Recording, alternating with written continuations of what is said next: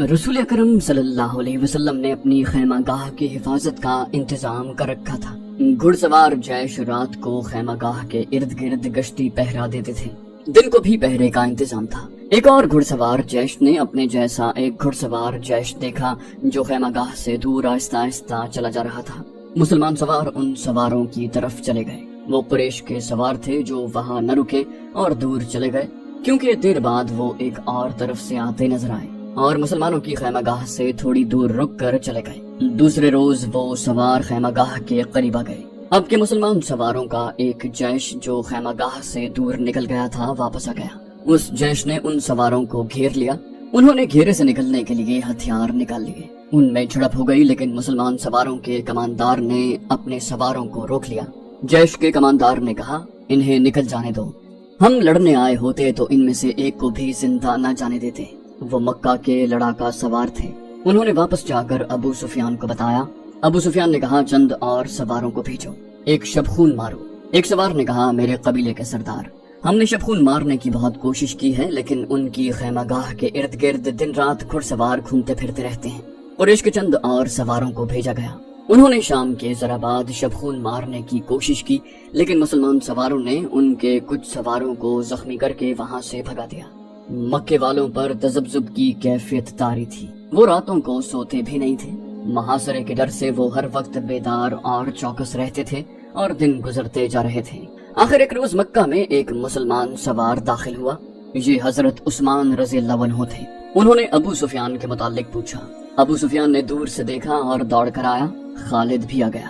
حضرت عثمان رضی اللہ عنہ نے کہا، میں محمد رسول اللہ صلی اللہ علیہ وسلم کا پیغام لے کر آیا ہوں۔ ہم لڑنے نہیں آئے، ہم عمرہ کرنے آئے ہیں، عمرہ کر کے چلے جائیں گے۔ ابو سفیان نے کہا، اگر ہم اجازت نہ دیں تو؟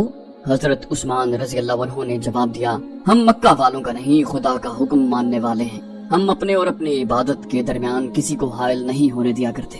اگر مکہ کے مکان ہمارے لیے رکاوٹ بنیں گے تو خدا کی قسم مکہ ملبے اور کھنڈروں کی بستی بن جائے گی۔ اگر یہاں کے لوگ ہمیں روکیں گے تو مکہ کی گلیوں میں خون بہے گا۔ ابو سفیان، ہم امن کا پیغام لے کر آئے ہیں اور یہاں کے لوگوں سے امن کا تحفہ لے کر جائیں گے۔ خالد کو وہ لمحے یاد تھے جب یہ مسلمان سوار پروقار لہجے میں دھمکی دے رہا تھا۔ خالد کا خون کھول اٹھنا چاہیے تھا، لیکن اسے یہ آدمی بڑا اچھا لگا۔ ابو سفیان نے عثمان رضی اللہ عنہ کو عمرے کی پیشکش بھی کی تھی، لیکن انہوں نے اپنے نبی صلی اللہ علیہ وسلم کے بغیر اکیلے عمرہ کرنے سے انکار کر دیا۔ ادھر مذاکرات میں جب زیادہ وقت گزرا تو ہوا کے دوش پر یہ افواہ حدیبیہ پہنچی کہ عثمان رضی اللہ عنہ کو قتل کر دیا گیا ہے، جس کے جواب میں رسول کریم صلی اللہ علیہ وسلم نے قتل عثمان رضی اللہ عنہ کے انتقام کے لیے اپنے 1400 جانثاروں سے بیعت لی۔ اسی بیعت کو تاریخ میں بیعت رضوان کے نام سے یاد کیا جاتا ہے، اور اسی بیعت کی وجہ سے ابو سفیان سمجھوتے پر راضی ہوا۔ پھر ایک صلح نامہ تحریر ہوا جسے صلح حدیبیہ کا نام دیا گیا۔ مسلمانوں کی طرف سے اس پر رسول اکرم صلی اللہ علیہ وسلم نے اور قریش کی طرف سے سہیل بن عمر نے دستخط کیے۔ اس صلح نامے میں طے پایا تھا کہ مسلمان اور اہل قریش 10 سال تک نہیں لڑیں گے، اور مسلمان آئندہ سال عمرہ کرنے آئیں گے اور مکہ میں 3 دن ٹھہر سکیں گے۔ رسول کریم صلی اللہ علیہ وسلم قریش میں سے تھے۔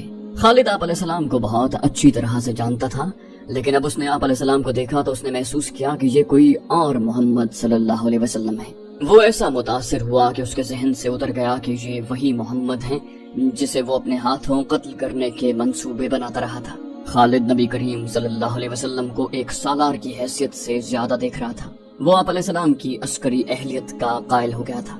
صلح حدیبیہ تک مسلمان رسول کریم صلی اللہ علیہ وسلم کی قیادت میں چھوٹے بڑے 28 معرکے لڑ چکے تھے اور فتح و نصرت کی دھاک بٹھا چکے تھے۔ مسلمان عمرہ کر کے چلے گئے۔ 2 مہینے گزر گئے۔ ان 2 مہینوں میں خالد پر خاموشی طاری رہی، لیکن اس خاموشی میں ایک طوفان اور ایک انقلاب پرورش پا رہا تھا۔ خالد نے مذہب میں کبھی بھی دلچسپی نہیں لی تھی۔ اسے نہ کبھی اپنے بتوں کا خیال آیا تھا، نہ کبھی اس نے رسول کریم صلی اللہ علیہ وسلم کی رسالت کو سمجھنے کی کوشش کی، مگر اب از خود اس کا دھیان مذہب کی طرف چلا گیا اور وہ اس سوچ میں کھو گیا کہ مذہب کون سا سچا ہے اور انسان کی زندگی میں مذہب کی اہمیت اور ضرورت کیا ہے۔ ایک روز خالد نے اپنے ساتھی سالار اکرمہ سے، جو اس کا بھتیجا بھی تھا، کہا، اکرمہ، میں نے فیصلہ کر لیا ہے، میں سمجھ گیا ہوں۔ اکرمہ نے پوچھا، کیا سمجھ گئے ہو خالد؟ خالد نے کہا، محمد صلی اللہ علیہ وسلم جادوگر نہیں اور محمد علیہ السلام شاعر بھی نہیں۔ میں نے ان کو اپنا دشمن سمجھنا چھوڑ دیا ہے اور میں نے محمد صلی اللہ علیہ وسلم کو خدا کا رسول تسلیم کر لیا ہے۔ اکرمہ نے کہا، حبل اور عزا کی قسم، تم مذاق کر رہے ہو، کوئی نہیں مانے گا کہ ولید کا بیٹا اپنا مذہب چھوڑ رہا ہے۔ خالد نے کہا، ولید کا بیٹا اپنا مذہب چھوڑ چکا ہے۔ اکرمہ نے کہا، کیا تم بھول گئے ہو کہ محمد صلی اللہ علیہ وسلم ہمارے کتنے آدمیوں کو قتل کر چکے ہیں؟ تم ان کے مذہب کو قبول کر رہے ہو جن کے خون کے ہم پیاسے ہیں۔ خالد نے دو ٹوک لہجے میں کہا، میں نے فیصلہ کر لیا ہے اکرمہ، میں نے سوچ سمجھ کر فیصلہ کیا ہے۔ اسی شام ابو سفیان نے خالد کو اپنے ہاں بلایا۔ اکرمہ بھی وہاں موجود تھا۔ ابو سفیان نے اس سے پوچھا، کیا تم بھی محمد کی باتوں میں آ گئے ہو؟ خالد نے کہا، تم نے ٹھیک سنا ہے ابو سفیان، محمد صلی اللہ علیہ وسلم کی باتیں ہی کچھ ایسی ہیں۔ مشہور مورخ واقدی نے لکھا ہے کہ ابو سفیان قبیلے کا سردار تھا۔ اس نے خالد کا فیصلہ بدلنے کے لیے اسے قتل کی دھمکی دی۔ خالد اس دھمکی پر مسکرا دیا، مگر اکرمہ سے برداشت نہ ہو سکا، حالانکہ وہ خود خالد کے اس فیصلے کے خلاف تھا۔ اکرمہ نے کہا، ابو سفیان، میں تمہیں اپنے قبیلے کا سردار مانتا ہوں، لیکن خالد کو جو تم نے دھمکی دی ہے وہ میں برداشت نہیں کر سکتا۔ تم خالد کو اپنا مذہب بدلنے سے نہیں روک سکتے۔ اگر تم خالد کے خلاف کوئی کارروائی کرو گے تو ہو سکتا ہے میں بھی خالد کے ساتھ مدینہ چلا جاؤں۔ اگلے ہی روز مکہ میں ہر کسی کی زبان پر یہ الفاظ تھے، خالد بن ولید محمد کے پاس چلا گیا ہے صلی اللہ علیہ وسلم۔ خالد یادوں کے ریلے میں بہتا مدینہ کو جا رہا تھا۔ اسے اپنا ماضی اس طرح یاد آیا تھا جیسے وہ گھوڑے پر سوار مدینہ کو نہیں بلکہ پیادہ اپنے ماضی میں چلا جا رہا تھا۔ اسے مدینہ کے اونچے مکانوں کی منڈیریں نظر آنے لگیں۔ اسے کسی نے پکارا، خالد، لیکن اسے گزرے ہوئے وقت کی آواز سمجھ کر اس نے نظر انداز کر دیا۔ اسے دو گھوڑے اپنی طرف آتے دکھائی دیے، وہ رک گیا۔ گھوڑے اس کے قریب آ کر رک گئے۔ ایک سوار اس کے قبیلے کے مشہور جنگجو عمر بن العاص تھے اور دوسرے عثمان بن طلحہ۔ دونوں نے ابھی اسلام قبول نہیں کیا تھا۔ خالد نے ان سے پوچھا، کیا تم دونوں مجھے مکہ واپس لے جانے کے لیے آئے ہو؟ عمر بن العاص نے پوچھا، تم کہاں جا رہے ہو؟ خالد نے کہا، تم دونوں کہاں جا رہے ہو؟ عثمان بن طلحہ نے کہا، خدا کی قسم، ہم تمہیں بتائیں گے تو تم خوش نہیں ہوگے، ہم مدینہ جا رہے ہیں۔ عمر بن العاص نے کہا، بات پوری کرو عثمان۔ خالد، ہم محمد صلی اللہ علیہ وسلم کا مذہب قبول کرنے جا رہے ہیں، ہم محمد کو خدا کا سچا نبی مان چکے ہیں۔ خالد نے کہا، پھر ہم ایک ہی منزل کے مسافر ہیں، آؤ اکٹھے چلیں۔ وہ 13 مئی 628 عیسوی کا دن تھا جب تاریخ اسلام کے دو عظیم جرنیل خالد بن ولید رضی اللہ عنہ اور عمر بن العاص رضی اللہ عنہ مدینہ میں داخل ہوئے۔ ان کے ساتھ عثمان بن طلحہ رضی اللہ عنہ بھی تھے۔ تینوں رسول کریم صلی اللہ علیہ وسلم کے حضور پہنچے۔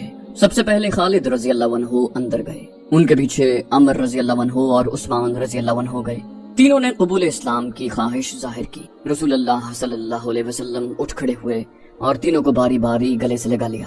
شہیدوں کو دل سے اتار دیں، ذہن سے ان کا نام و نشان مٹا دیں، ان کی یادوں کو شراب میں ڈبو دیں، اس زمین پر جو خدا نے ہمیں شہیدوں کے صدقے عطا کیے ہیں۔ بادشاہ بن کر گردن اکڑا لیں اور کہیں کہ میں ہوں اس زمین کا شہنشاہ۔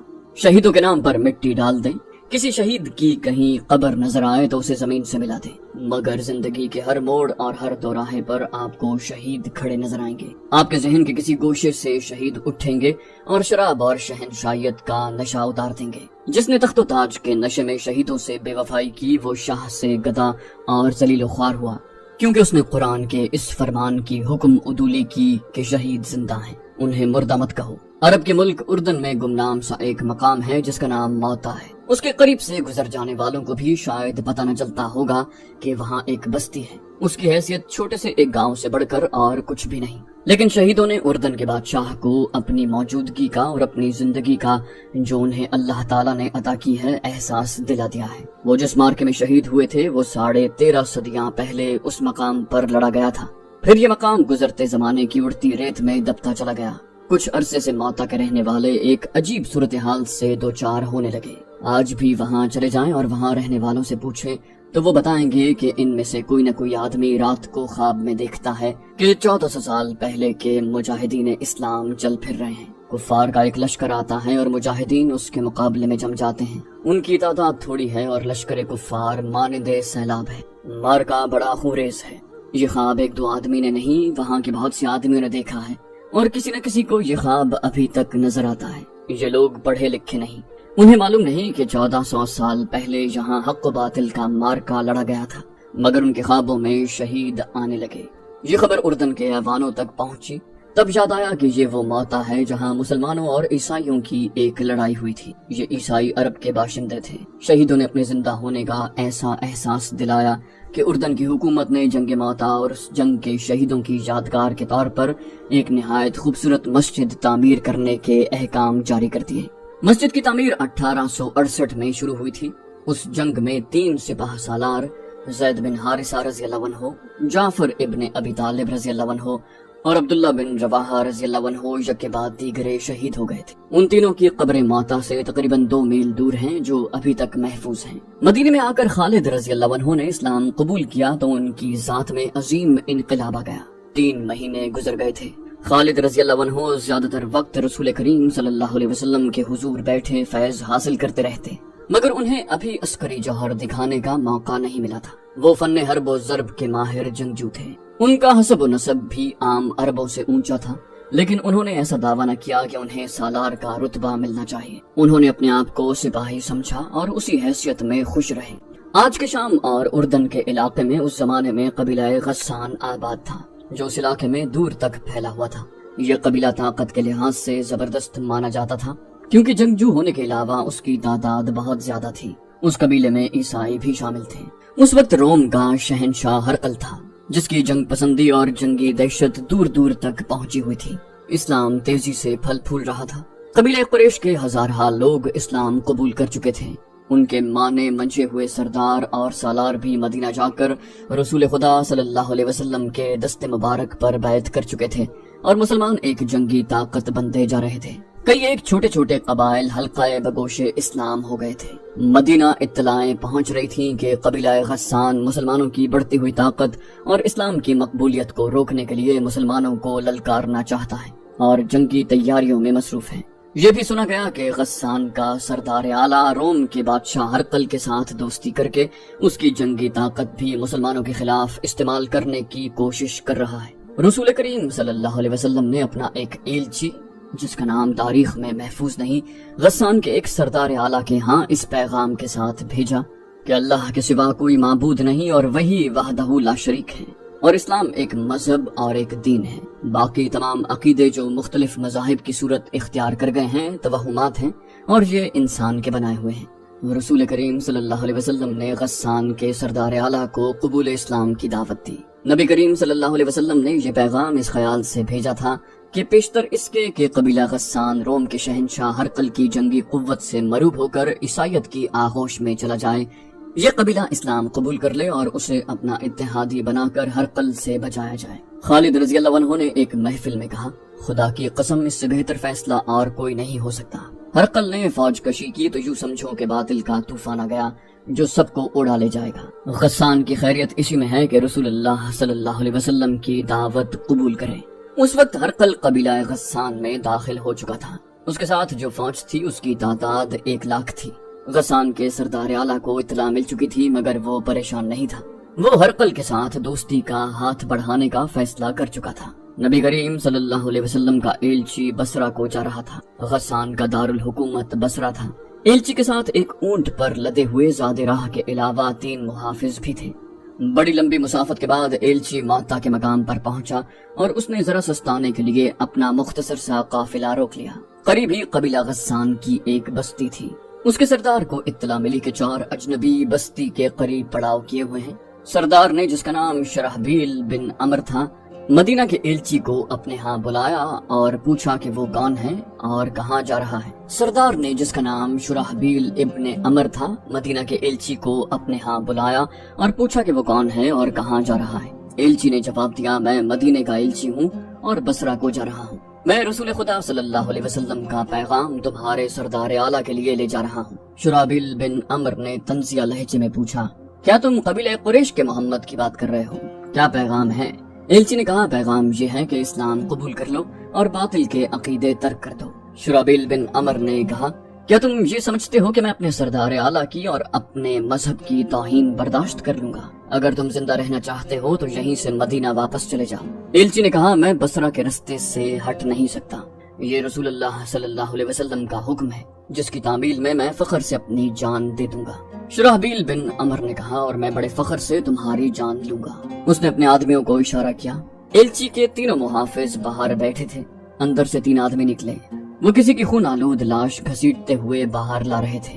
मुहाफिजों ने देखा कि लाश की गर्दन कटी हुई थी। उन्होंने पहचान लिया ये उनके एलची की लाश थी। शुराहबील बिन अमर बाहर आया। तुम इसके साथी हो? उसने कहा।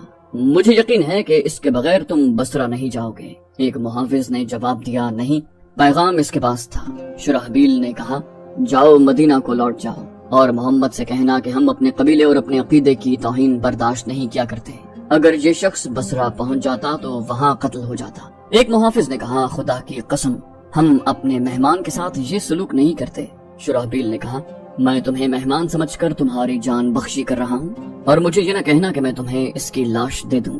मदीना की तमाम तर आबादी को मालूम हो चुका था कि रसूलुल्लाह सल्लल्लाहु अलैहि वसल्लम का एलची दावत इस्लाम लेकर बसरा गया हुआ है। सब एलची की वापसी के मुंतजर थे, लेकिन तीनों मुहाफिज एलची के बगैर वापस आए। उनके चेहरों पर गर्द की तह और थकन के आसार ही नहीं, गम गुस्से के तासुरात भी थे। वो मदीने दाखिल हुए तो लोग हुजूम करके आ गए। मुहाफिज बाजू लहरा लहरा कर कहते जा रहे थे, खुदा की कसम, हम इंतकाम लेंगे। मौता के शुराहबील बिन अमर का कत्ल हम पर फर्ज हो गया है। जब रसूलुल्लाह सल्लल्लाहु अलैहि वसल्लम को खबर मिली तो बाहर मदीना की आबादी इकट्ठी हो गई। अरबों के रिवाज के मुताबिक कत्ल की सजा कत्ल थी। बाहर लोग इंतकाम इंतकाम के नारे लगा रहे थे। उस दौर में भी आजकल की तरह एक दूसरे के एलचियों को, जिनकी हैसियत सफीरों जैसी होती थी, दुश्मन भी तहफ्फुज देता था। किसी के एलची को कत्ल कर देने का मतलब ऐलाने जंग समझा जाता था। रसूलुल्लाह सल्लल्लाहु अलैहि वसल्लम ने बाहर आकर मदीने वालों के बिखरे हुए हुजूम से फरमाया, अहले मदीना, मैंने उन्हें लड़ाई के लिए नहीं ललकारा था, मैंने उन्हें सच्चा दीन कबूल करने के लिए कहा था। अगर वो लड़ना चाहते हैं तो हम लड़ेंगे। हुजूम नारे लगा रहा था, हम लड़ेंगे, हम इंतकाम लेंगे। मुसलमान कमजोर नहीं, मुसलमानों का खून इतना अर्जा नहीं, हम अल्लाह और रसूल सल्लल्लाहु अलैहि वसल्लम के नामूस पर मर मिटेंगे। रसूल करीम सल्लल्लाहु अलैहि वसल्लम के हुक्म से उसी रोज मुजाहिदीन इस्लाम की फौज तैयार हो गई, जिसकी तादाद 3000 थी। रसूल करीम सल्लल्लाहु अलैहि वसल्लम ने सिपाह सालारी के फराइज ज़ैद बिन हारिसा रज़ी अल्लाहु अन्हु को सौंपे। फिर फरमाया, अगर ज़ैद शहीद हो जाएं तो सिपाह सालार जाफर इब्न अबी तालिब होंगे। अगर जाफर भी शहीद हो जाएं तो सिपाह सालार अब्दुल्लाह बिन रवाहा होगा। अगर अब्दुल्लाह को भी अल्लाह शहादत अता कर दे तो फौज अपना सिपाह सालार खुद चुन ले। मौरख इब्न साद और मगाजी लिखते हैं कि रसूल करीम सल्लल्लाहु अलैहि वसल्लम ने ये 3 सिपाह सालार दर्जा बदर्जा मुकर्रर करके मुजाहिदीन को दुआओं के साथ रुखसत किया। आप अलैहिस्सलाम ने सिपाह सालार ज़ैद बिन हारिसा रज़ी अल्लाहु अन्हु से फरमाया कि मौता पहुंचकर सबसे पहले शुराहबील बिन अमर को, जो हमारे एलची का कातिल है, कत्ल किया जाए। फिर मौता और उसके इर्द गिर्द के लोगों को कहा जाए कि वो इस्लाम कबूल कर लें। उन्हें बताया जाए कि इस्लाम क्या है। अगर वो कबूल कर लें तो उन पर हाथ न उठाया जाए। मुजाहिदीन की इस फौज में खालिद बिन वलीद रज़ी अल्लाहु अन्हु महज सिपाही थे, किसी दस्ते या जैश के कमांडर नहीं थे। तो दोस्तों, ये थी हमारी आज की एपिसोड। उम्मीद करते हैं आपको हमारी एपिसोड पसंद आई होगी। जाने से पहले इस वीडियो को लाइक, शेयर और कमेंट करना मत भूलिए। और अगर आप हमारे चैनल पर नए हैं तो इसे सब्सक्राइब कीजिए और बेल आइकन पर क्लिक कीजिए ताकि आपको तमाम वीडियोस फौरन मिलती रहें। अगली वीडियो तक के लिए अपना ख्याल रखिए। अल्लाह हाफिज।